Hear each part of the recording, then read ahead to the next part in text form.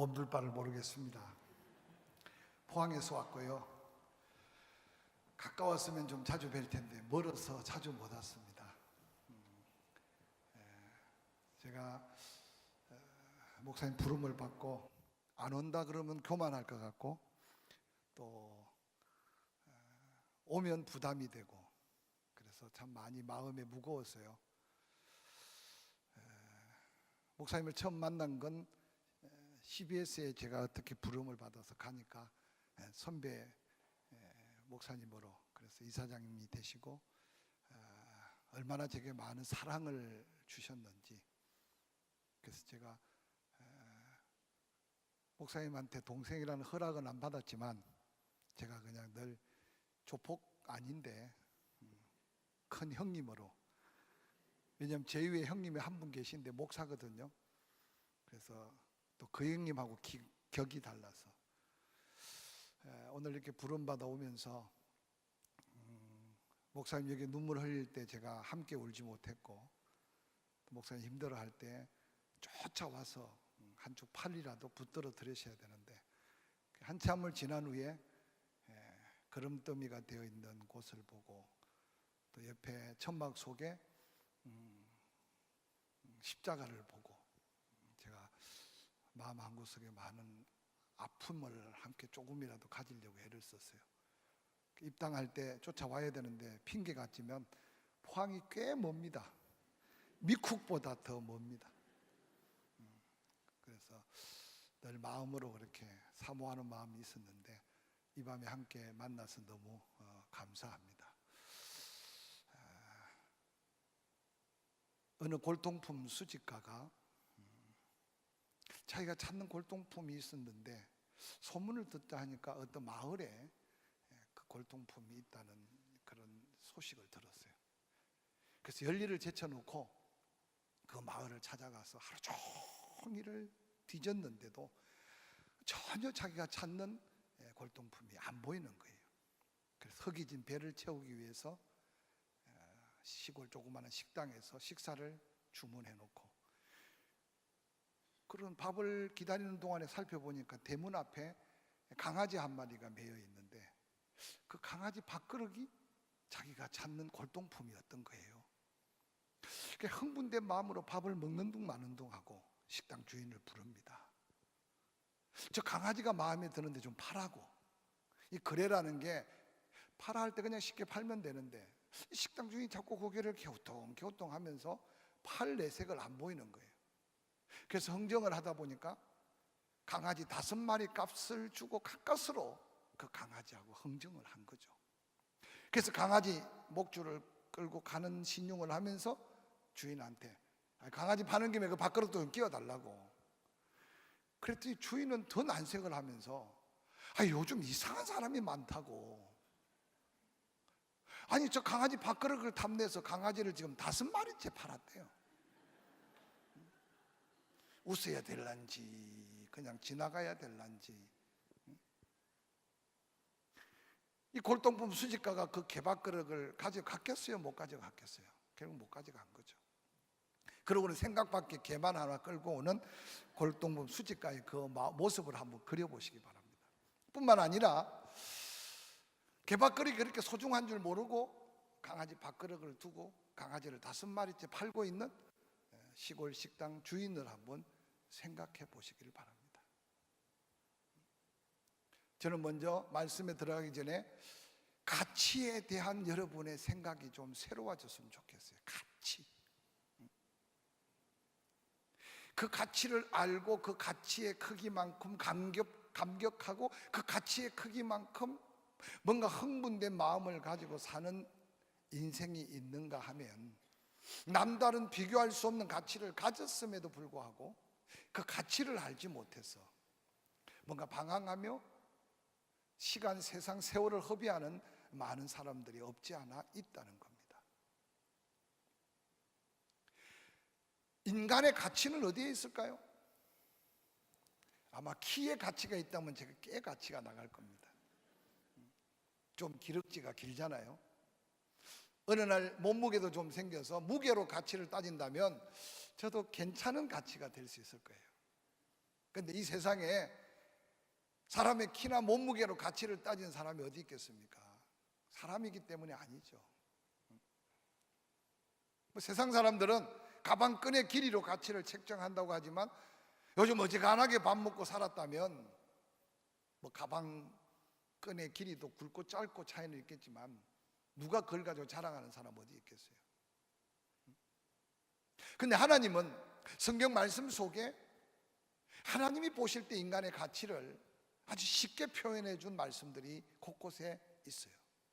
먼저 이 밤에 여러분의 가치를 스스로 한번 하나님의 관점으로 한번 살펴보면 좋겠어요. 이스라엘 백성들이 출애굽을 하죠. 홍해를 가릅니다.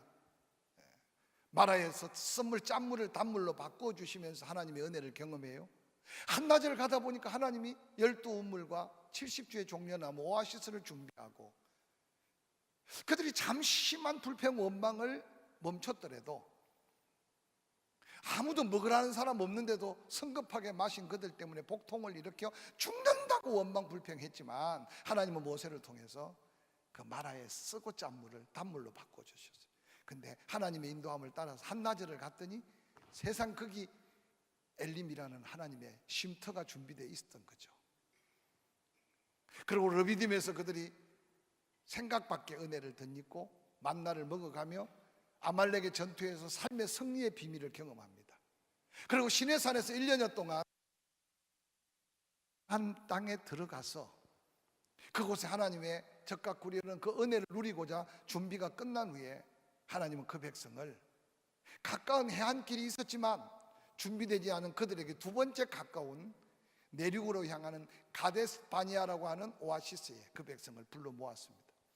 그리고 이제 그곳에서 한 2, 3일만 열심히 가면 가데스 바니아, 그곳에서 부엘세바라는 곳을 통과해서 헤브론, 베들레헴, 예루살렘, 그래서 하나님이 약속한 그 땅을 그들이 살게 될 수 있도록 인도하셨어요. 그런데 가데스 바니아에서 쉬고 난 이스라엘 백성들의 리더들이 모세에게 다가오죠. 그 땅은 하나님의 약속의 땅인 걸 압니다. 여기까지 인도하신 하나님 믿습니다. 그런데 그 땅이 어떠한지, 여기 200만을 한꺼번에 데려가서 어느 길로 가야 할지, 어디서 머물고 어떻게 해야 될지, 또 그곳 사람들은 어떻게 사는지 우왕좌왕하지 않도록 우리가 가서 좀 그 땅을 돌아보고 오면 어떻겠습니까? 훗날의 모세가 신명기 1장을 보면 40년 광야 생활을 마친 후에 후회스러운 스스로의 고백은 어떻게 고백하느냐? 그때 하나님이 원하는 것도 아니고 모세 자신도 원하지 않았던 40일 정탐의 그들의 도전과 요구를 거절하지 못했던 아쉬움을 한 줄 피력하고 있는 모습을 보게 됩니다. 우리가 많은 설교를 들었죠. 민수기 13장, 14장. 그들은 40일 동안 똑같은 날짜에 똑같은 시간에 똑같은 환경들을 보고 왔습니다. 근데 안타깝게 10명들이 보고하는 보고를 듣고 온 이스라엘 백성들이 숱한 은혜와 경험을 했음에도 불구하고 모세를 향해 원망 불평의 수준이 뛰어넘어서 돌로 치려고까지 하는 험악한 상황까지 이루어졌습니다. 그 상황을 바라본 믿음의 사람 여호수아와 갈렙은 자기 옷을 찢습니다. 그리고 그들 앞에 안도시켜 말합니다. 아니다! 그들의 신은 그들에게서 떠났다. 하나님은 지금 우리와 함께 계시다. 지금 가면 하나님이 그 땅을 우리에게 주신다. 여러분, 기독교 교회 하나님을 믿는 사람들은 민주적 방법 다수결이 아니라는 사실을 끊임없이 여러분 스스로 고백하고 여러분 마음속에 믿음의 소중함, 성령의 감동대로 순종함의 소중함을 삶에서 깨닫고 사시기를 주의 이름으로 간절히 부탁을 드립니다. 결국 10사람의 말에 혼동된 이스라엘 백성들은 대성통곡했습니다. 그리고 다시 가나안 땅이 아닌 애굽으로 돌아가고자 하는 욕구를 강하게 표출했습니다. 하나님이 하루를 1년으로 계산해서 40년 광야 생활했던 기록들을 수없이 말씀 속에 듣지 않았습니까?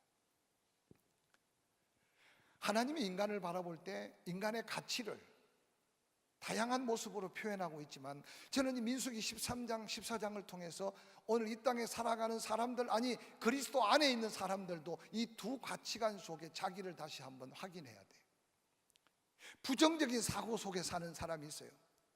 기도합니다. 예배해요. 봉사해요. 헌신합니다. 근데 기억하세요. 내 생각, 영적 삶의 라이프 스타일이 부정적인 사고로 사로잡히는 그 순간 그 생각대로 그 모든 결말이 부정적인 결말의 열매를 맺는다는 사실을 때때로 두렵고 떨림으로 자기를 살피고 자기 가치를 회복해야 돼요. 저는 우리 존경하는 큰 성님 목사님만큼 목회 연륜은 없지만 어느 날 세월이 지나다 보니까 담임 목회를 32년이라는 세월을 지금 하고 있어요. 이제 목회가 뭔지 조금 알 것 같아요. 저도 젊을 때 시행착오도 많았어요. 그러면서 요즘 깨달아지는 게 늘 성도들에게 강조하고 도전하는 게 그겁니다. 하다가 실수할 수 있고 하다가 넘어질 수 있고 하다가 힘이 모자라서 낙심할 수도 있어요. 그러나 세월을 지나면서 믿음 안에 보니까 하나님이 원하지 않는 게 바로 부정적인 자아상에 사로잡혀 해보지도 않고 안 된다, 기도해보지도 않고 포기해버리면서 좌절하고 절망하는 부정적 자아상에 사로잡힌 자는 자기도 고통, 그와 함께하는 동역자들도 고통, 그와 함께 하나님을 섬기는 목자도 가슴에 엄청난 고통이 돼요. 그런데 긍정적인 믿음을 가졌던 여호수아 갈렙, 결론적이지만 그들은 가나안 땅을 밟았고 하나님의 약속대로 긍정적 그들의 생각대로 하나님은 그들의 인생과 그들의 후대에게 얼마나 축복하는지 모릅니다. 이 짧은 시간에 자주 뵀던 얼굴도 아니고 제가 오늘 너무 맛있는 밥을 대접받아서 아이고 밥값이나 할란지 모르겠습니다. 제가 혹시 밥값을 못하더라도 은혜는 하나님이 주시니까 여러분 먼저 기억할 게 여러분 스스로의 가치를 하나님이 소중히 여기고 하나님이 귀중히 여길 수 있는 바로 믿음의 가치, 긍정적인 사고, 긍정적인 자아상, 라이프 스타일을 잃어버리지 않기를 주의 이름으로 간절히 축원합니다. 예수님은 그 제자들을 향하여 그렇게 위로하며 격려하셨어요. 두려워하지 말아라. 내가 하는 일을 너희도 할 수 있다. 그것까지가 아니었어요. 내가 할 수 없는 일, 나보다 큰 일을 너희가 할 수 있을 거다. 그러시면서 말하기를 무엇이든지 원하는 대로 구하라. 내가 도와주겠다고 약속하셨어요. 오늘 이 밤에 사실 우리 교인들이 제가 여기 와서 설교하는 줄 알면 포항이 지금 계속 전국에서 랭킹 1위를 달리고 있습니다. 무덥기로요. 제가 태어나서 이렇게 무더운 거 처음이에요. 제가 못 견디겠어요. 그래서 저희들은 지금 그냥 참고하세요. 포항이 더 덥기 때문에 춘천은 살기가 좋아서 오늘 이 밤에 우리 목사님께서 적게 나왔나 많이 나왔나, 저는 얼마나 많이 나와야 많이 나오고 적게는 모르거든요. 전혀 신경 쓰지 마십시오. 근데 여기 와 있다는 게 기적이에요. 옆 사람한테 이렇게 한번 격려해 보시기 바랍니다. 이 더위에 안 죽고 살아 있어서 은혜입니다. 옆 사람한테 진짜요. 저희 교회는 지난주, 이번 주, 다음 주 지금 금요 심야 기도에 지금 방학이에요. 제가 좀 마음에 찔림이 많습니다. 아니 너무 더우니까요. 너무 더우니까.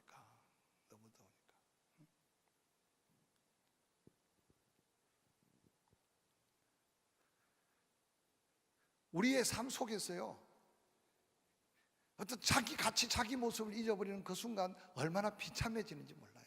얼마나 비참해지는지. 그래서 이번에 여러분의 생각 속에 여러분의 가치를 좀 업그레이드 시키고, 이 무더위에 어쨌든 이렇게 나와서 기도하는 그 기도, 나와서 하나님 앞에 찬양하는 그 찬양이 하나님이 얼마나 기뻐하시겠습니까? 저는 늘 성도들에게 귀에 못이 박히도록, 안 해보고 안 된다 하면 저는 굉장히 불쾌합니다. 기도 안 해보고 포기하면 굉장히 많이 안 좋아요. 최소한 저희 교인들은 제 앞에서 어떤 회의를 하거나 어떤 모임을 가질 때 못합니다, 안 됩니다, 이런 부정적인 말을 조심하는 것 같아. 집에서는 하는지 모르겠지만 오늘 다른 거 다 잊어버리더라도 저는 밥값을 해야 되고 여러분은 은혜를 받아줘야 되니까 최소한 여기 안시성을 가진 분들은 성까지 갈 거는 없고요. 계시는지 모르겠지만 이 안시성을 가진 분들은 특별히 더 도전해야 돼요. 목사도 안 목사는 목사가 아니에요. 장로도 안 장로는 장로가 아니에요. 그러니까 안 장로님 안 계시죠, 이 교회는? 그러니까 계세요? 분이신지 모르겠지만 뭐 제가 원고 없이 하는 거니까 안 장로님은 정말 장로답게 살아야 돼요. 또 여러분들이 안장로님 부를 때 장로 아니라고 부르는 어감은 갖지 말고 정말 멋진 장로님 되기를. 그래서 저는 사실요, 안시성은 성을 갈 각오로 하고 이 안 된다, 못한다, 할 수 없다는 이 부정적인 자아상을 뿌리 뽑아야 돼요. 할렐루야. 제가 오늘 말씀을 준비하면서요, 요한복음 2장이 잔치집 이야기를 하려고 그러는데, 사실 여러분은 지금 잔치집 주인공이 결론적으로 돼 있어야 돼요. 대한민국의 어느 교회가 이렇게 아름다운 성전을 지어놓고 상상할 수 없는 어떤 위기를 경험하고 또 그 짧은 기간 동안에 제가 보니까 영상도 그렇고 지금 여러분이 이전 교회보다 훨씬 더 새 교회에 앉아 계시잖아요. 조금 고생은 하셨고 호주머니는 좀 털렸고 했겠지만 구경하는 제가 볼 때는 이게 기적인 거예요. 아멘 안 해도 괜찮아요. 옆에서 보는 제가 볼 때는 이건 정말 기적. 아멘 안 해도 괜찮아요.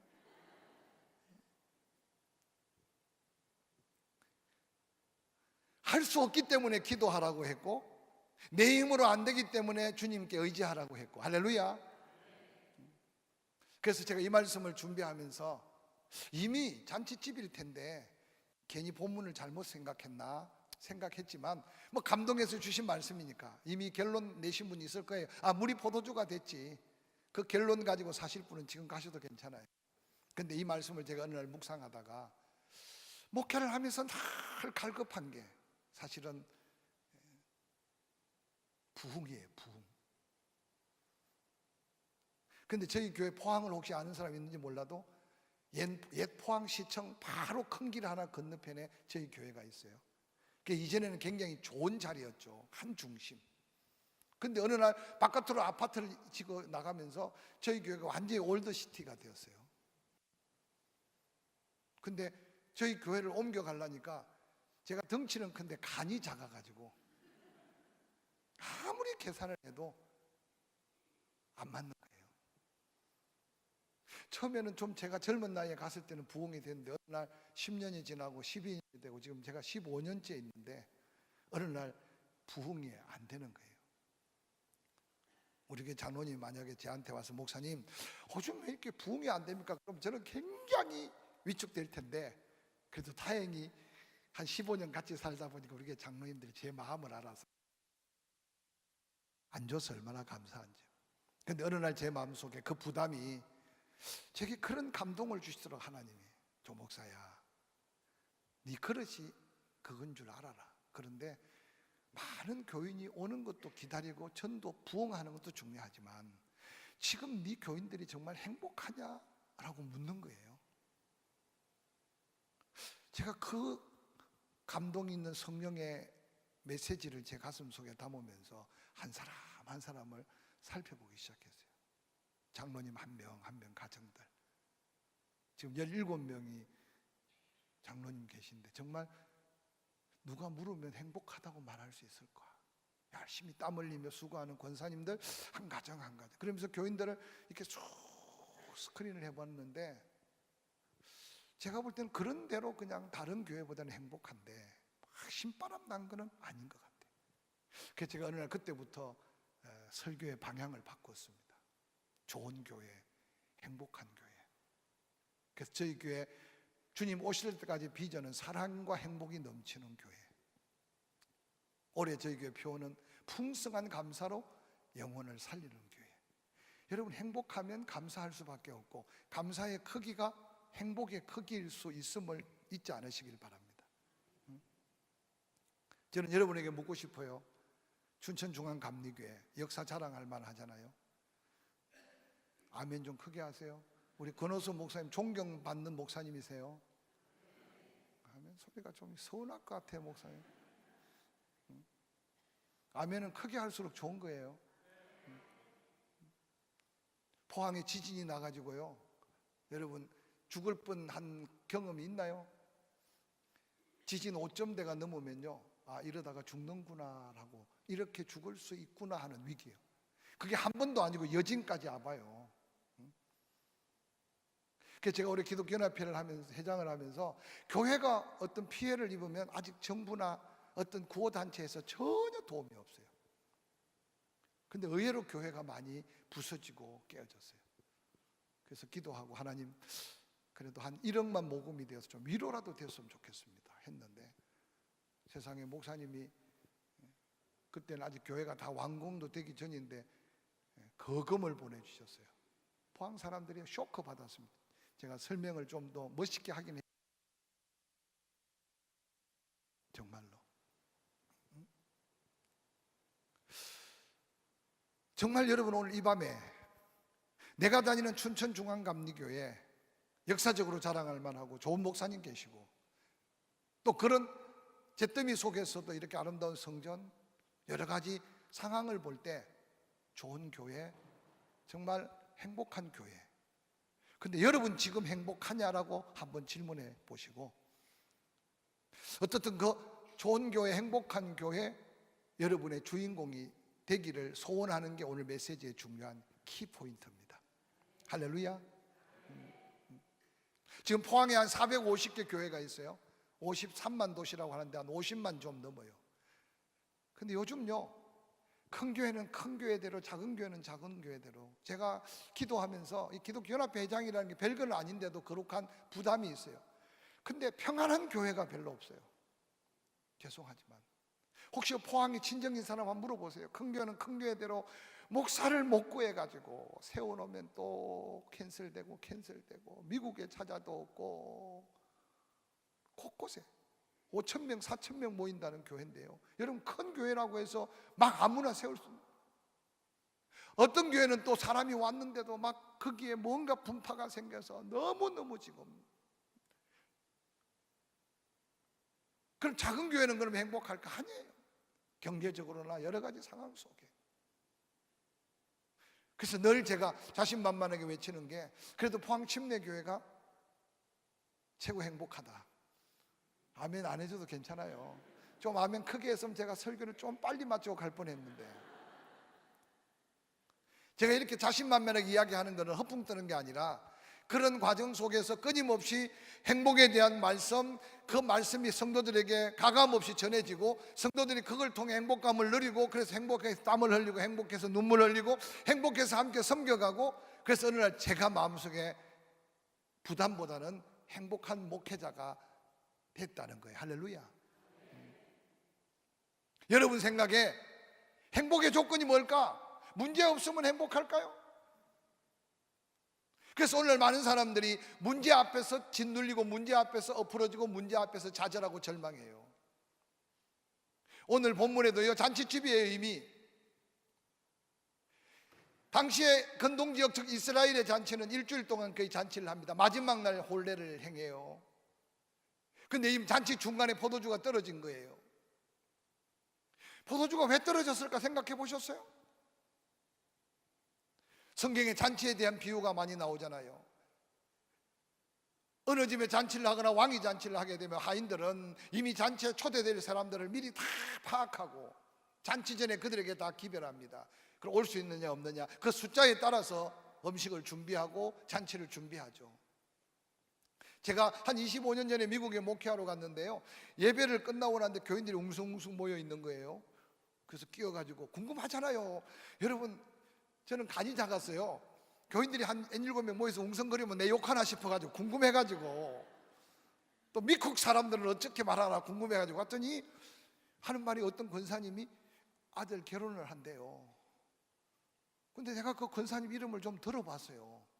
그래서 제가 모여서 이야기하는 분들한테 나도 함께 가면 안 되냐고, 결혼식장에. 그랬더니 거기 있는 권사 한 분이요, 환한 얼굴로, 아니 목사님도 초청을 받았냐 나보고. 그래서 난 초청 받은 적 없다고. 그랬더니 얼굴이요, 이 미국 사람들은 바로 감정 표시가 나와요. 얼굴이 봐도 이상하게 꼬이면서 저를 아주 좀 이렇게 업심여기는 눈초리 있잖아요. 목사님 여기 미국이에요. 초청장을 안 받으면 오라는 게 아니고 가면 실례래. 근데 한국은 안 그렇잖아요. 그냥 SNS에 막 날려가지고 개, 소 빼고는 다 오라는 거잖아요.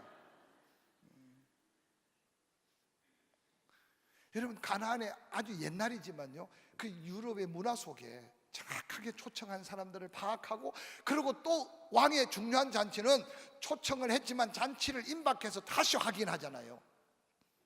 지금 하인들은 이미 그 결혼잔치에 올 사람이 다 왔어요. 그 증거가 뭐냐? 그들의 유대 겔레를 따라 돌 항아리 6에 물이 다 바닥까지 났다는 것은 계획된 손님들 다 그 예를 갖춰서 손님을 모집했고, 그 잔치가 얼마나 풍성했으면 거기 있는 모든 사람이 감격 속에 지금 잔치를 벌이고 있는데, 문제는 떨어져서는 안 될 포도주가 모자란 거예요.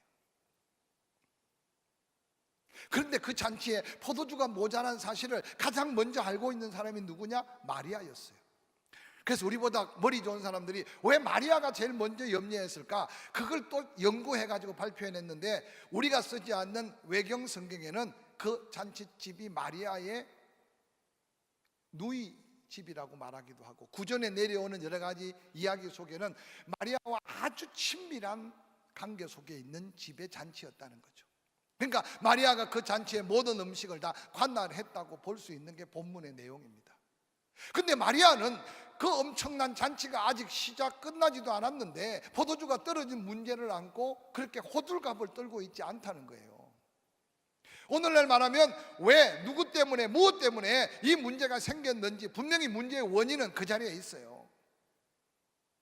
한번 본문을 너무 잘하니까 깊이 생각해 보세요. 제 아버님이 약주를 좋아하는 정도가 아니라 술을 아주 좋아하셨어요. 제가 초등학교 다닐 때, 그때는 초등학교였고 국민학교죠, 한 2, 3학년 때 기억나는데 누런 주전자를 가지고 가끔 저를 술 심부름을 보내요. 시골에 도가가 있잖아요.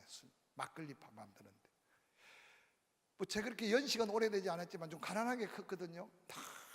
배 한 구석이 허전하게 살았어요. 평생을 거의 젊을 때. 그런데 도가에서 막걸리를 그 누런 주전자에 가득 담아오면 벌써 제가 침이 도네요. 심부름하고 오다가 처음에는 아버님이 좋아하는 거니까 나도 좋아해야 되나 싶어서 맛을 보는 거죠. 근데 옛날 막걸리는요, 이게 먹을 게 없어 그런지 몰라도 그 뒷맛이 괜찮아요. 그래서 한 모금 마시고 또 한 걸음 걷고 한 모씩 마시고 한 걸음. 어느 날 제가 배가 많이 고파서 많이 먹으면 양이 표시나니까 집에 물을 갖다 타요. 저희 아버님이 참 신기한 게, 가끔가다 제가 물을 조금 많이 타면, 야, 요즘 그 도가가 어떻게 술 맛이 달라졌네? 당연히 달라질 수밖에 없죠. 물을 부었으니까. 저는 그런 어릴 때 아련한 추억 때문에요, 마리아가 만약에 그 포도주가 떨어진 원인을 찾으면 반드시 있어요. 저는 추측하건대 그 잔치를 모든 걸 주관하는 그게 고백을 통해 보면 너무너무 잔치가 좋으니까 보통 때보다 훨씬 더 온 사람이 더 마셨어. 그것뿐이 아닌 것 같아. 그 술을 관리했던 하인이 아마 얼큰하게 채워있지 않나 저는 생각이 들어요. 왜냐하면 모든 잔치에 필요한데, 포도주는요, 그게 하루 이틀 준비한 게 아니잖아. 벌써 발효를 시키고 준비된 그 양을 이미 온 손님하고 맞췄는데 떨어졌다는 것은 분명히 원인이 있고 원인 제공자가 있는 거예요. 어느 날 제가 이 말씀을 묵상하다가요, 마리아를 바라보는데 그냥 마리아가 아닌 거예요. 포도주가 떨어진 걸 가지고 호들갑을 뜨거나 어떤 원인 제공자 문제를 찾는 게 아니라, 왜 하필이면 포도주가 떨어진 그날이 예수 그리스도께서 공생애를 시작하고 3일째 제자들에게 아직도 하나님의 영광을 보여주지 않은 채 거룩한 부담으로 예수님을 따르고 있는 제자들을 데리고 밥 한 끼 배를 채운다는 게 쉬운 일이 아니잖아요. 근데 그 잔치집에 예수님만 온 게 아니고 그 제자들과 함께 왔어요. 여러분, 너무 신비롭게 타이밍이 맞잖아요. 타이밍이. 근데 마리아가 예수님이 딱 그 집에 들어서자마자 포도주 떨어진 그 문제를 가지고 예수님 앞에 다가가 지금 이곳에 포도주가 떨어졌다고 말하는 마리아의 그 고백의 말을 한번 생각해 보시길 바랍니다. 저는 어느 날 이 말씀을 통해서, 아하, 결론적인 이야기지만 세상에 한 남자와 한 여자가 결혼하고 그리 크지 않은 그 동네의 잔치였는데, 이 잔치가 얼마나 하나님 앞에 소중한 잔치였으면 신부가 누구고 신랑이 누군지, 신랑 신부가 결혼 잘했다는 이야기는 그 사건 속에 딱 빠지고, 마지막 요한복음 2장 11절에 하나님이 영광을 받으시고 예수 그리스도가 영광을 받는 땅의 작은 마을 사소한 인간을 위한 결혼잔치가 예수 그리스도가 하나님 아들 되시고 제자들이 그 예수가 하나님의 아들이심을 믿는 하늘의 영광의 잔치가 되어진 역사가 오늘 본문의 역사예요.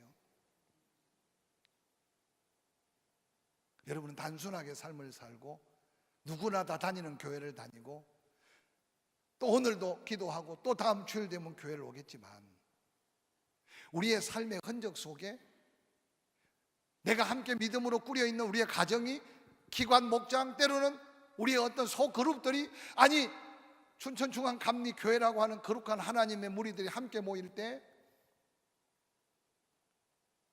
그냥 먹고 마시고 다른 교회 몇몇 사람들의 모임처럼 그런 모임이 아니라면 이곳에 여러분의 시간, 물질, 눈물, 땀, 섬김과 사랑의 희생과 수고가 값지게 될 수 있는 하나님의 역사를 우리가 이룰 수 있지 않겠느냐는 거예요. 저는 그래서 이 말씀을 묵상하다가 땅에 이름조차 밝히지 않을 만큼 무명인의 결혼잔치가 예수 그리스도가 하나님의 아들 되시며 거룩한 부담으로 따를 수밖에 없는 따름으로 왔지만 그곳에서 첫 이적을 통해 그들이 평생을 섬길 위대한 서성 예수 그리스도를 발견하게 되는 이 영광스러운 하늘나라의 잔치 자리가 되게 한 이 놀라운 비결을 말씀을 통해서 한번 살펴가면서 우리의 믿음의 긍정적 자상 위에 더 아름다운 믿음의 도전이 저와 여러분에게 있기를 주의 이름으로 간절히 축원합니다. 오늘 그 문제의 그 현장에 절묘한 타이밍에 예수님이 들어오셨다는 사실을 우리의 삶에서 잊어버리지 않기를 간절히 부탁을 드립니다. 구약의 우상 앞에 하나님을 떠나버린 이스라엘 백성들을 향해 수없는 선자들, 예언자들이 얼마나 선포했습니까? 하나님은 환난 중에 계신다. 가까이 계실 때 그를 불러봐라. 그러면 만나준다, 도와준다, 너희를 고쳐준다, 돌아와라. 그런데 안타깝게도 그들은 더 하나님과 멀어졌고 하나님께 등을 돌렸어요. 우리 인생을 살면서요, 나그네 길이라고 이야기 듣고 광야길이라는 이야기를 들었음에도 불구하고 조그마한 돌멩이에 부딪혀 넘어지면 또 낙심하고 조금만 바람이 불어도 염려하고 조금만 풍랑이 일어도 좌절하고 절망해 버린다면 우리는 그리스도와 함께하는 믿음은 아닐 거예요. 하나님께서 당신의 몸된 거룩한 성전의 새로운 역사를 통해서 보여준 증거를 경험했다면 내가 보고 내가 몸으로 체험하고 그곳에서 눈물 뿌리고 그곳에서 다시 한 번 더 내 땀과 피를 짜듯이 하나님 앞에 드린 이 증거를 가지고 여러분은 거룩한 새 역사를 한 번 더 도전하는 믿음의 주인공들이 될 수 있기를 주의 이름으로 간절히 축원합니다. 그리스도와 함께, 그리스도와 함께, 할렐루야. 그리스도 앞에. 절묘한 타이밍은 하나님이 우연 같지만 필연으로 절묘한 타이밍은 그냥 세상에 흘러가는 여러 가지 경기 같지만 하나님의 특별한 역사로. 그래서 구약 성경을 보세요. 우연이 어디 있습니까? 여기까지 인도하신 하나님의 그 은혜를 한번 다시 되새겨가면서 내 인생에 나를 불러주시고 내 인생에 고비고비 여기까지 인도하셨다면 지금도 나를 인도하시는 전능하신 하나님, 나의 구주와 주님이 되신 예수 그리스도가 절묘한 내 인생에 간섭하시는 그 타임을 놓치지 않기를 주의 이름으로 간절히 축원합니다. 마리아의 믿음을 한번 볼까요? 다른 사람은 몰라도 마리아는 처음 예수 그리스도를 잉태할 때 하늘로부터 하나님의 음성을 들었어요. 대저 하나님의 말씀은 능치 못한 일이 없다. 너의 태 속에 잉태된 자는 세상의 육신적 잉태가 아니다. 성령으로 잉태된 것이다. 아들을 낳을 거다. 그 이름을 예수라 하라. 그가 자기 백성을 저희 죄에서 구원할 자다. 말씀으로 확신이 안 될까 봐 엘리사벳이 6개월 전에 침례 요한을 잉태했을 때 하나님은 마리아를 그곳까지 보냅니다. 성령께서 뱃속에 태아가 감동받고 엘리사벳이 감동받고 그러고는 마리아가 아이를 낳았잖아요. 헤롯의 핍박을 피해서 애굽이라는 먼 나라까지 도피했습니다. 하나님이 어떻게 지키셨고, 하나님이 어떻게 먹이셨고, 하나님이 어떻게 보호하셨는지, 마리아만큼 예수 그리스도에 대한 하나님의 역사를 경험한 여인이 어디 있겠어요? 아이를 키워보신 여성 성도님들은 더 피부해야 할 겁니다. 어느 날 그 아이가 메시아인데 5살, 6살 때 남다른 행동만 해도 아마 마리아는 하나님 앞에 기도했을 거예요. 이때입니까? 하나님 살쯤 됐을 때 또 아마 하나님 앞에 아이가 좀 남다른 행동을 하고 남다른 말을 하면 하나님 이때입니까? 저는 이 말씀을 어느 날 묵상하는 중에 마리아의 마음을 제가 충분히 이해할 것 같아요. 아마 마리아는 수없이 그 예수 그리스도가 자라날 때 끊임없이 하나님 앞에 기도했을 것이고, 이때가 그때인가 그때를 찾았을 겁니다. 그런데 어느 날 제가 이 말씀을 묵상하는 중에 가나 혼인잔치집에 포도주가 떨어져 우왕좌왕하는 그 순간에 예수님이 문을 삐끗이 열고 그러고는 그 집을 들어서는데, 마리아가 난데없이 포도주 떨어졌습니다. 예수님 퉁명스러움 보십시오. 여자여, 나와 무슨 상관입니까? 아직도 내 때가 되지 않았다는 거죠. 여러분, 말씀의 핀트가 감정도 전혀 달라요. 그런데 그런 상황 속에 마리아가 어떻게 그 문제를 예수님께 가지고 나가 예수님만 바라볼 수 있었을까? 저는 그걸 가리켜서 마리아의 믿음이라고 생각해요. 마리아의 믿음. 마리아가 기적을 일으킨 믿음이 아니에요. 마리아가 예수님의 마음을 바꿔놓은 믿음도 아니었어요. 저는 이 말씀을 묵상하다가 어떻게 마리아가 예수님, 아직도 육신의 아들로 보였던 그 예수 그리스도인데 이 엄청난 사건 앞에 예수님 앞에 고백할 수 있었을까? 저는 그것은 마리아를 잉태하고 지금까지 30년을 키워오면서 끊임없이 하나님과 교통하며 또 묻고 또 물었던 마리아의 마음속에 그날도 아마 예수 그리스도를 기다렸을 거고, 포도주가 떨어진 그 절묘한 타임에 예수님이 들어올 때 예수님께 나아가서 포도주가 떨어진 걸 말할 수 있었던 것은 마리아의 믿음인데, 그 믿음은 어떤 믿음일까요? 끊임없이 하나님께 묻고 기도하는 마리아에게 저는 하나님께서 예수 그리스도의 마음을 움직이기 전에 마리아의 마음을 움직여 감동하셔서 그 문제를 예수님께 고하고 있는 마리아의 모습을 발견했습니다. 어떻게 문제 앞에 염려가 안 되고, 어떻게 문제 앞에 두려움이 없고, 어떻게 큰 문제 앞에 낙심이 안 되겠습니까? 그러나 하나님과 교통하며 기도하며 하나님의 때를 구하고 하나님의 뜻을 구하는 믿음의 사람에게는 하나님이 그때가 하나님의 때인 줄 알게 하시고, 그 일이 하나님의 축복인 줄 알게 하시고, 그 일을 통해서 하나님 역사하심을 보여주심을 믿으시기를 주의 이름으로 간절히 축원합니다. 그래서 낙심치 말고 기도하라 그랬잖아요. 이 밤에 여러분의 기도가 크고 작은 문제 앞에 낙심치 않고 기도할 수 있는 하나님과의 교통 속에 여러분의 간구가, 여러분의 외침이, 여러분의 선포가 믿음의 기적으로 일어날 수 있기를 주의 이름으로 간절히 축원합니다. 지금 하인들은요 얼마나 부담스럽겠습니까? 한번 입장을 바꿔놓고, 지금 요즘 덥다고 하지만 낮은 갈릴리 가나 지역의 온도가 지금 우리보다 조금 더 높아요. 제가 길보아산 아래 벳산 옆에 텔레호브라는 곳에 한 달 동안 고고학 발굴을 했는데요, 제가 머물렀던 곳이 그 벳산 옆에 있는 키부츠에서 머물렀는데 6월달 이제 막 금기가 시작된 오후 2시경에 한 친구가 2층 베란다에다가 온도계를 놨는데 습시 45도가 찍혀요. 우리처럼 후덥지근하게 더운 줄도 몰라요. 얼마나 건조하고 더우냐 하면 더운 줄 모르고 땅구녕이 열린 땅구녕 속에 있는 습기까지 다 빨아가 버려요. 한두 시간만 노출되면 피부를 만지면 소금으로 문지러져요. 그러니까 물을 마시지 않고 한두 시간만 노출되면 머리가 띵하고 쓰러질 정도예요. 요즘 더울 때 여러분 이 가나를 한번 상상해 보십시오. 하인들은 이미 잔치 전에 그 집마다 다니면서 잔치를 알렸어요. 잔치 직전에는 예스냐 노냐 해서 모든 사람을 다 초대했어요. 또한 오는 사람 6 항아리에 물이 다 떨어질 때까지 그들의 손과 발을 다 닦아서 다 세팅을 시켰어요. 그리고 음식을 준비하느라고 밤을 새웠어요. 그리고 그 손님들을 접대하느라고 이제 허리 휘을 힘도 없어요. 그런데 갑자기 포도주가 떨어진 거예요.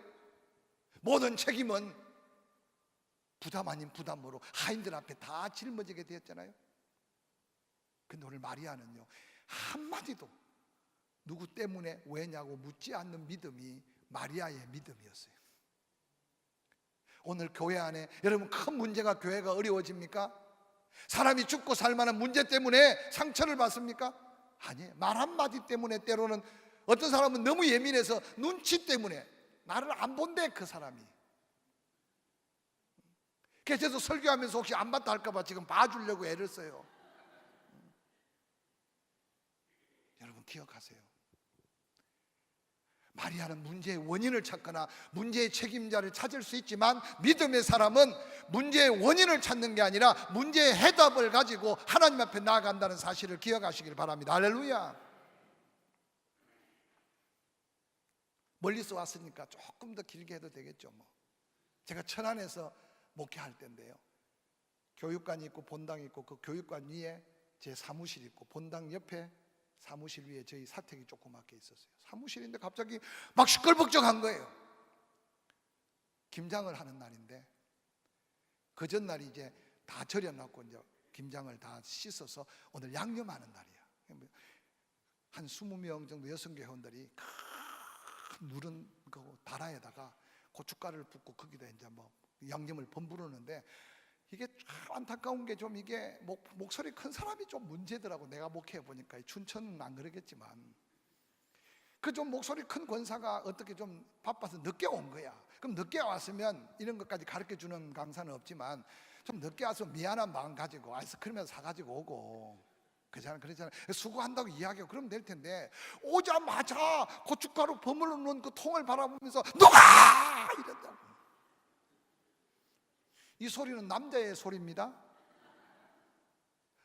강한 여자의 소리는 훨씬 더 큽니다. 누가! 그러고는 계속 언성이 높아요. 제가 사무실에서 심각함을 알고 내려가 봤더니 세상에 그 대빵 권사 없는데 또 한 권사가 고춧가루 통에다가 젓갈을 다 쏟아 부은 거야. 결론을 알고 가봤더니 요즘 누가 젓갈로 김치를 담느냐.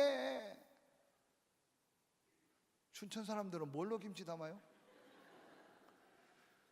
근데 사실 제가 저 경상도 통영 출신이라 저는 젓갈로 담는 걸 좋아하거든요. 근데 좋아하다고 하면 이게 문제가 심각해. 여러분 목사는요 하고 싶은 말도 못하고 사는 줄 알았으면 좋겠어. 분위기가 너무 심각한 거예요. 그래서 제가 잠시 기도했죠. 하나님이 이 상황을 어떻게 해야 됩니까? 제가 젓갈 좋아한다 그러면 완전히 문제가 될 것 같고, 그랬더니 하나님 그러더라고요. 야 이 종아 지혜를 주마. 그래서 이왕 부은 거 올해는 젓갈로 김장하고 그 큰 소리 치는 사람은 뭘로 담으려고 그랬냐? 새우장으로 담으려고 한 거야. 그래서 내년에는 새우장으로 담자. 그러고는 무마를 하고 김장을 했는데요, 김치 담는다고 허리 휘어지는 사람 마음에 기쁨이 없는 거야. 그러면 그 다음에 여러분 새우장으로 다 김치 담았을까 안 담았을까? 아니요. 아무것도 아닌 것 같지만 이게 자기 표현 한 번 잘못돼 가지고 그해 김치는 왜 그리 맛이 없는지. 여러분 새우장으로 담으면 어떻고 멸치장으로 담으면 어때? 지가 다 먹나요? 결국은 다 나눠 먹을 건데. 제가 그 상황을 보면서 김치 한다고 광고만 나오면 그때부터 제가 긴장합니다.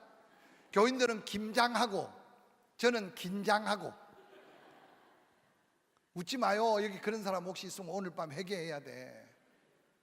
어떤 교인은요 간 맞추다가 시험 들어서 집에 가는 사람도 있어. 이게 뭐 그렇게 중요합니까 부엌에서. 어떤 주방팀들 여러분 생각이 또 이거 조 목사님 지가 성질이 지랄 같으니까 교인들도 지랄 같은 사람은 있겠다 할지 모르겠지만 비슷한 것 같더라고. 김치 미역국을 끓일까 예를 들어서 뭐 이렇게 뭐 생태국을 끓일까 하다가 싸우는 사람도 생겨요. 여러분 뭘 끓이면 어때? 정말로 좀 깊이 생각했으면 좋겠어요. 저는 마리아를 보면서요 기도하고 하나님의 감동을 받으니까 그 문제가 사람의 문제가 아니라 하나님의 영광인 줄 마리아의 마음속에 보여주신 거예요. 그래서 우리가 먹어도 하나님의 영광, 마셔도 하나님의 영광을 바라보면 기도하게 돼 있고 성령의 감동대로 순종하게 돼 있고. 할렐루야. 마리아가 그 다음 어떻게 합니까? 예수님은 지금 엉뚱한 소리 하는 거예요. 저는 좀 성경을 왜 이렇게 썼냐, 내가 기도해보지 5만이 이 정도 돼야 되는데 여자여 버릇없는 건 아니지만 보통 유대의 남자들이 존칭해서 여인들을 부를 때 이 말은 안 해야 되는데 요즘 지금요 이 나라가 이상합니다. 한마디만 말하면 제가 왜 남자로 태어났는지 서운해요. 남자들이 설 자리가 없어요.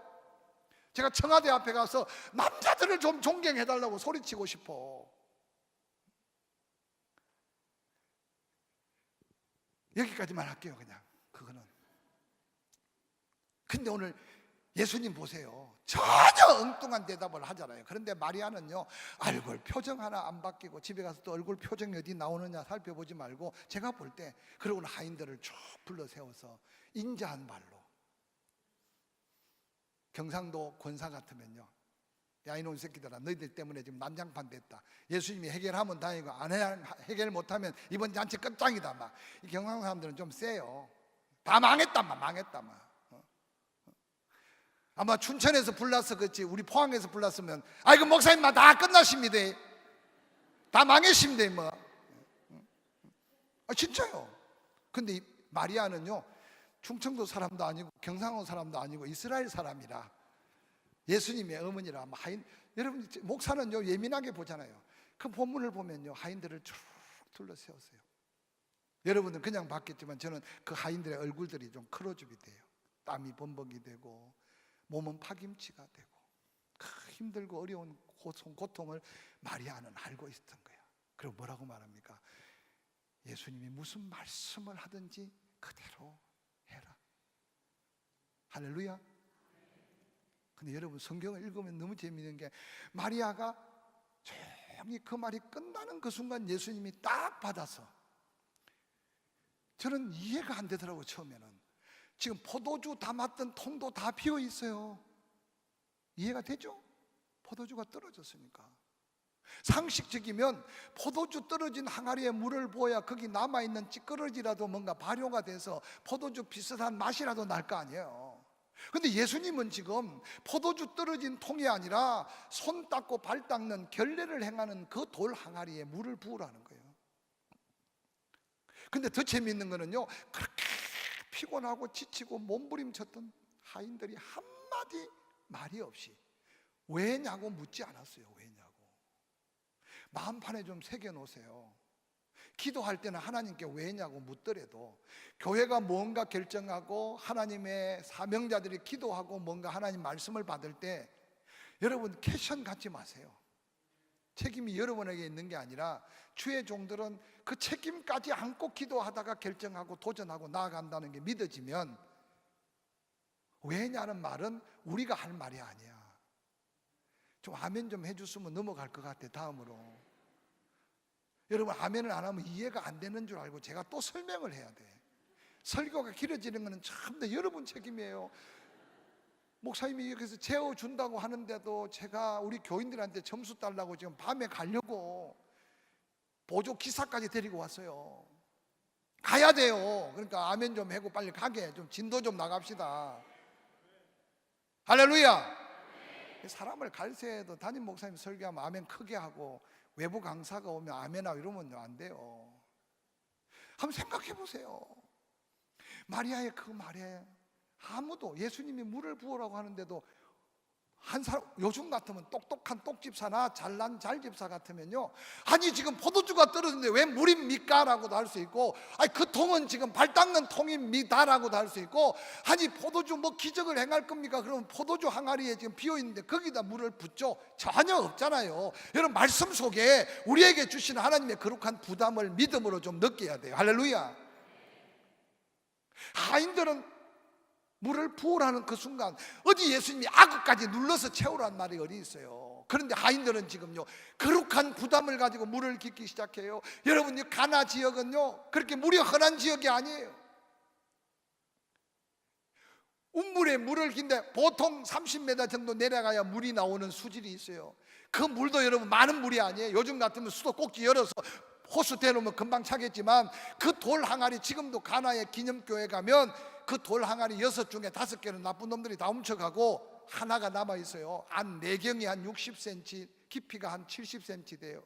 적은 항아리가 아니에요. 이스라엘의 그 귀한데, 여러분 이전에 물을 길어보면 생각해 보세요. 그 더운 날씨에 몸은 지쳐 있는데도 아무도 왜냐고 말하지 않고 예수님의 그 말 한마디에 물을 길어서 붓기 시작하는데, 성경에 보니까 아구까지 넘치도록 채워놓은 거야. 그리고 예수님 뭐라고 말합니까? 떠서 연회장에게 갖다 주래. 저는 이 말씀을 묵상하다가요, 예수님은 그 당시에 교대 근무가 뭔지를 못 배운 거야. 저는 천국 가면 좀 따지려고 그래. 좀 교인들이 이해하기 쉽게 해야지. 그러면 물을 떠다 부은 사람 1교대 하고 난 다음 가서 쉬게 하고, 그게 어떻게 떠다 놓은지 모르게 그냥 떠가라면 이해가 될 텐데, 지금 자기들이 늘 아는 그 웅덩이에서 물을 퍼서요, 그리고 그게 아구까지 채웠어요. 아니 포도주 달라는데 그 물을 포도주 달라는 연회장에 갖다 주래요. 여기에 기적의 중요한 키가 있어요. 여러분 스스로 질문해 보세요. 나 같으면 그 상황 속에 욕 한번 듣고 말지, 아니면 나 같으면 그 상황 속에 야단 한번 맞고 말지, 그 일을 할 수 있느냐 없느냐가 축제의 주인공이 될 수 있느냐 없느냐, 기적을 맛볼 수 있느냐 없느냐, 하나님의 영광의 주인공이 될 수 있느냐 없느냐의 믿음의 차이라는 사실을 기억하시길 바랍니다. 오늘 하인들은요 아무 질문 없었어요. 저는 천국 가면 예수님한테 한 수 가르쳐 드리려고 그래요. 아니 보세요, 물 항아리에 물을 채웠다면 그래서 수고했다는 말 한마디, 그리고 맛이라도 보고 맛있다 찍어 먹어보든지, 아니면 그 물에다가 뭔가 나뭇가지를 하나 던지시든지, 아니면 기도라도 해주시든지. 제가 처음 포항에 부임을 했는데 우여곡절은 뭐 다음에 기회가 있으면 간증할 수 있을지 모르겠지만 가고 싶지 않은데 하나님 보내셨어요. 경상도 사람, 제가 경상도 살아서 충청도에 20년 목회를 하고 충청도 화가 되었는데 경상도를 가라는데 가겠습니까? 이리 빈질 저리 빈질 했는데 어떻든 갔어요. 근데 제가 목회를 해보니까요, 이 춘천은 양반들이라 그렇지 않겠지만 저 천안 밑으로는요, 이 주방이 편안해야 교회가 평안해. 비웃지들 마시고 사실일 수 있어요. 대부분 주방에서 말이 나오고 주방에서 시험거리가 생기고 주방에서, 그게 얼마나 축복된 장소인데, 여러분 냉수 한 그릇도 상을 잃지 않는데 여러분 수백 명을 섬기고 대접하는데 그 간격을 잊어버리는 순간 거기서 말이 씨가 되고 말이 시험거리가 돼. 그래서 제가 어느 날 목회를 하면서요 늘 주방을 요 주위 봅니다. 처음 부임해가지고 딱 주일날 됐는데 주방을 기웃기웃 했는데, 그날 주방 대빵이 윤희분 권사님이라는 분이에요. 50인짜리 가스밥솥이 한 대여섯 개 이렇게 놓여있는데, 그분이 딱 제일 첫 번째 밥솥 뚜껑을 딱 열더니요, 포항에는 해병대가 있어요. 귀신 잡는 해병대. 그래서 포항에는 귀신이 없어요. 근데 와, 그 권사님이요, 제가 처음 와서 누군지도 모르죠. 근데 주방을 싹 스크린을 하고 있는데 이 권사님이 저 밥솥 쫙 넣은 거 첫 번째 밥솥 뚜껑을 딱 열더니요, 주걱을 딱 드는 거야. 해병대식으로. 해병대는 박수를 이렇게 치거든요. 딱 들더니요, 그 밥에다 십자가를 딱 긋고 밥을 푸는 거야. 와, 제가 그때 굉장히 쇼크를 받았어요. 여러분 좀 괜찮잖아. 그냥 아이씨 이 더운 날 주방 담당이 돼가지고 어떻게 이게 불평하면서 푸는 거 하고, 옛날에 군대 생활할 때 선배가 뭐 하오라면 라면 좀 중요한 거 먹고는 침 뱉고 막 그러거든요. 나만 그랬나? 근데 이 권사님은요 쫙 밥솥을 주고 십자가를 탁 그리는데 제 마음속에요, 야 정말 믿음이 참 괜찮다. 근데 어느 날 요한복음 2장 말씀을 읽으니까 예수님의 믿음이 참 너무 안타까운 거예요. 십자가라도 좀 걷고 맛이라도 좀 보고 기도라도 좀 뜨겁게 해줬으면 될 텐데 아무런 말 표정 없이 부었던 그물을 뜯어 주라는 거예요. 근데 여러분요, 여러분이 그 순종의 걸음을 한번 생각해 보시고 그 주전자에, 포도주 주전자에 물을 담고 가는 그 하인들의 모습을 한번 상상해 보시길 바랍니다. 그러고는 연회장에게 그 주전자를 딱 맡겼는데, 제가 아무리 생각해도 물이 언제 포도주가 되었을까? 해답이 없는 거예요. 아직도 해답이 없어요. 집에 가서 혹시 해답이 나오거든요 말씀 좀 해주세요. 제가 속 시원하게 좀 설교하게. 근데 연회장이 그 물맛을 보고는 갑자기 감탄을 하는 거야. 신랑을 부릅니다. 신랑은 지금 포도주 떨어진 줄도 몰랐던 것 같아. 야, 너희 집 대단하다. 다른 집 가보면 처음에는 맛있는 포도주를 냈다가 그냥 취하고 나면 다 쫓아보내려고 그냥 떡들이 맛없는 거 주는데, 아니 처음 포도주도 맛있더니 지금 포도주는 더 맛있다. 그런데 신랑은 그 포도주가 무슨 포도주인지 몰랐어. 그런데 연회장도 그 포도주가 무슨 포도주인지 몰랐어. 맛을 본 사람도 몰랐어. 그런데 성경은 뭐라고 말하느냐? 물도 온 하인은 그 포도주가 어떤 포도주인지를 알았단 말이에요. 할렐루야. 저는 이 말씀을 읽다가요, 아, 이거다. 여러분, 은혜는 받은 자만이 맛을 알고, 은혜는 받은 자만이 감격하고, 은혜는 받은 자만이 감사하고. 할렐루야. 왜 우리가 순종의 걸음이 안 떨어지고, 왜 우리가 감사를 잃어버리며, 왜 예수 믿고 그 감격이 내 마음에 사라졌냐 그 말이에요. 더위가 문제입니까? 돈이 문제입니까? 건강이 문제입니까? 말씀 속에 들어가 보면 그게 다 주의 손에 있는 줄 알면서도 우리는 뭔가 조금만 비면, 조금만 아프면, 조금만 얽히면, 조금만 뭔가 문제가 생기면 와르륵 내 믿음까지 잃어버리지 않느냐 그 말이에요. 오늘 요한복음 2장은 그러한 우리의 연약함을 다시 한번 돌이키는 거룩한 도전의 메시지임을 기억하시기를 주의 이름으로 간절히 축원합니다. 거룩한 부담. 내가 포도주를 잘못 관리했나? 포도주를 어떻게 잘못 날랐나? 그런데 그들에게 들려온 말은 책망과 문제의 원인을 찾기보다는 예수 음성, 그 말씀대로 하라는 마리아의 믿음의 말 한마디에 그들의 순종함이 기적을 하나님께서 일으키기 시작했어요. 성경은 뭐라고 마감합니까? 물도 온 하인들은 포도주가 물이 포도주가 된 기적을 알았다라고 하는 거예요.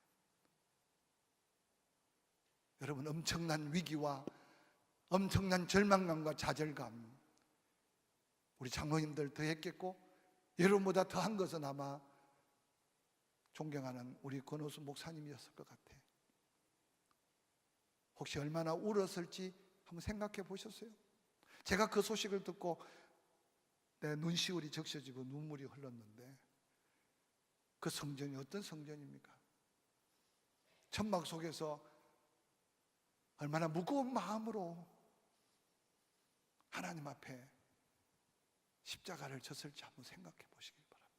하나님은 여러분에게 그 어떤 축복을 주시려고 하시는지 모르겠어요. 그러나 오늘 이 축제의 주인공이 되는 마리아의 믿음과 하인들의 그 순종이 여러분 새로운 도전이 되어서, 누가 몰라도 괜찮아요.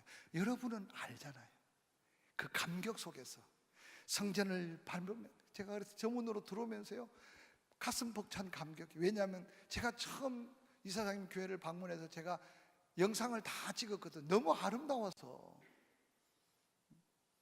지금도 제 핸드폰에 아름다운 교회의 모습, 춘천중앙감리교회 불나기 전에 제가 처음 이 교회를 방문해서 찍어놓은 영상이 있어요.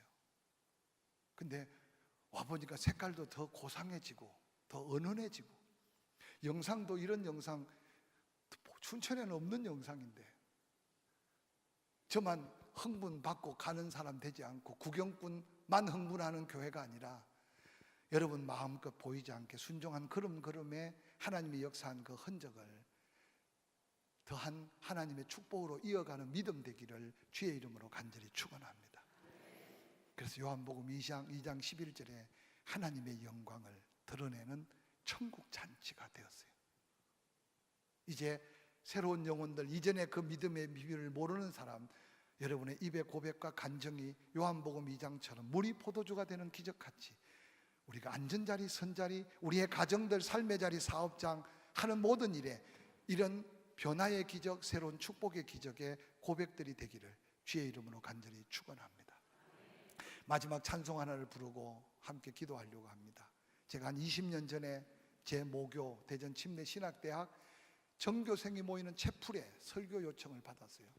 목사로서 굉장히 의미 있는 날이고 아주 보람된 시간이에요.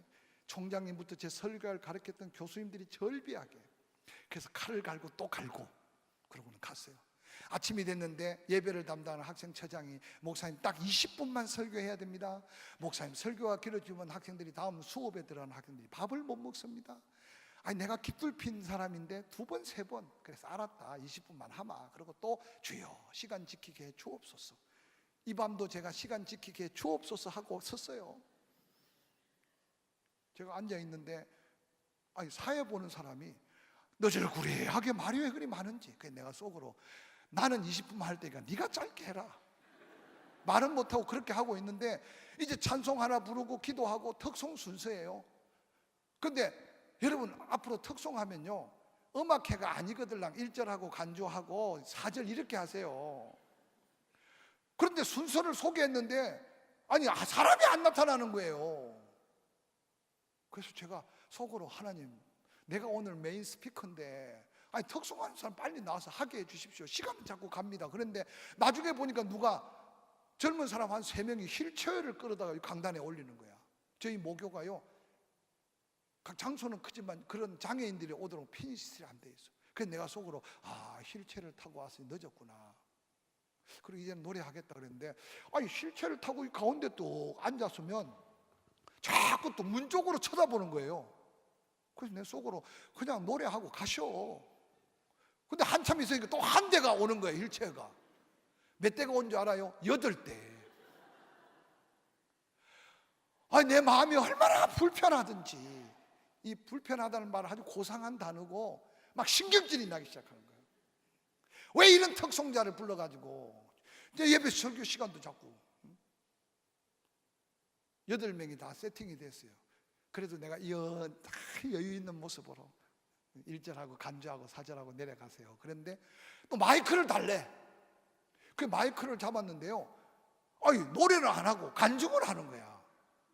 얼마나 제가 마음이 불편했겠어요. 아니 오늘 설교자는 난데 그냥 특송만 하고 가지. 근데 그들의 간증에 제가 깨졌어요. 마이크를 잡자마자 하는 말이 우리는 남들이 그렇게 가고 싶어하는 유명한 대학을 다 합격한 사람들이다. 그리고 남들이 부러워하는 좋은 직장에 다 다녔던 사람들이다. 그런데 어느 날 교통사고나 직장에서 사고를 당해서 목 이하 하반신을 다 못 쓰는 장애를 입었다. 그러면서 말하기를 여기 8명 중에 5명은 3번 이상 자살을 시도한 사람이고 4번까지 자살을 시도한 사람이 있다. 그런데 어느 날 자살을 시도하는 그 자리에 하나님을 만나고 예수 그리스도를 만나서 우리가 이렇게 하나님을 찬양하게 됐다. 그러면서 그들이 불렀던 노래가 뭔지 알아요? 하나님의 은혜로 이 쓸데없는 자. 제가 그 간증을 듣는 순간요 제가 그 노래를 얼마나 많이 불렀는지 몰라요. 내가 믿고 또 의지하면 내 모든 형편을 다 아시는 주님 늘 돌보아 주실 것을 확실히 믿네 하면서도 내가 내 다리로 잘 다니고 내가 내 팔로 잘 다니고 내 마음대로 살았는데 여러분 목 이하 하반신을 다 잃어버리면서 눈물로 찬양하는 그들의 찬양 속에요 제가 얼마나 회개했는지 몰라요. 내 2 다리 건강하고 내게 준 건강 가지고 저는 이 노래를 저절에 반푸르치도 못 불렀어.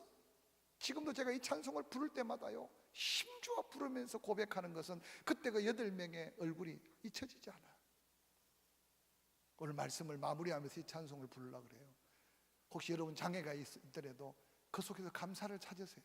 그러나 지금까지 살아오면서 하나님이 어떻게 지켜주셔서 오늘 제가 오는 길에요 교통사고가 났다면 죽을 뻔한 자리를 한번 고비를 넘기면서 왔어요.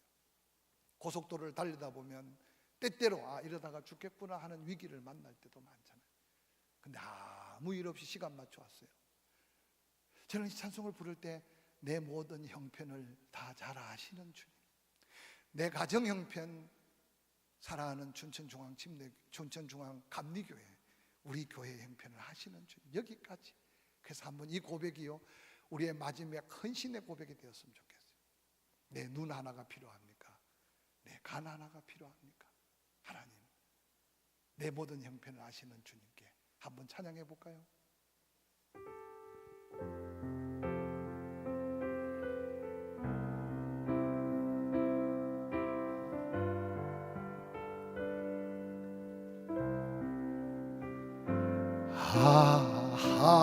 하나님